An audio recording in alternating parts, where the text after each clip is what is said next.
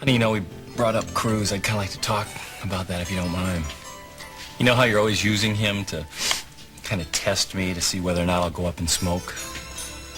Well, I'm telling you, I've decided to give up smoking because it's hazardous to our health. Cold turkey? Just like that? Well, no, not cold turkey, but I have a system of my own. You see, it's so habit-forming to worry about where I rank exactly, you know, in your affections. And by the way, I figure that I'm somewhere in there between Cruz and the family dog. We don't have a family dog. Right. So I've come up with this other little plan. I know it sounds kind of silly, but I've kind of thought of Cruz as sort of a kitchen utility drawer. You know, a place where you put all the broken things that you don't know what to do with. My daddy used to call it junk drawer. You mean like disposable lighters and old ticket stubs from movies? Yeah. Or unresolved feelings or emotions. You know, when I used to see you on the verge of tears, I would always just assume that you'd run to Cruz and cry your little eyes out because Cruz could make it all better. And I'd take that emotion and I'd put it in the drawer. And I'd lie awake at night wondering why I wasn't able to comfort you. And I'd take that emotion and I'd stuff it clear back in the drawer because I figured Cruz could fix that too. Before I knew it, the drawer was full.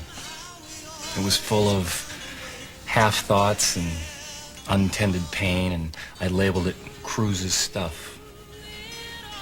Before I was able to, like, dump it out and sort through it, I looked at it and I realized, hell, that's not Cruz's stuff, it's mine. And I better be able to fix it right now or learn. So what are you going to do with that old drawer? Well, I thought I'd sift through it, give some of it back to Cruz, the ones with sentimental value, and hang on to the rest for us. Kinda to remind me that I've kicked the Cruz habit. I'm also incredibly habit-forming. Tell me about it.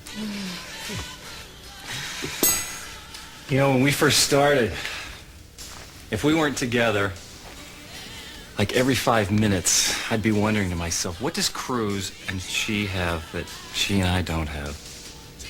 It'd drive me crazy. I finally just realized I was chasing my own tail. Why is that, honey?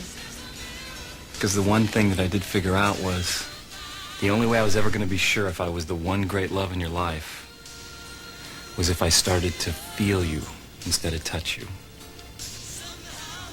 And I started to hold you instead of holding you down. And I told myself finally that I'd never, ever ask you again how it was for you. Because when we're doing it right, I don't have to ask, I just know. You're right. You don't have to ask. But if the subject happens to come up again, I want you to put this someplace where you can find it.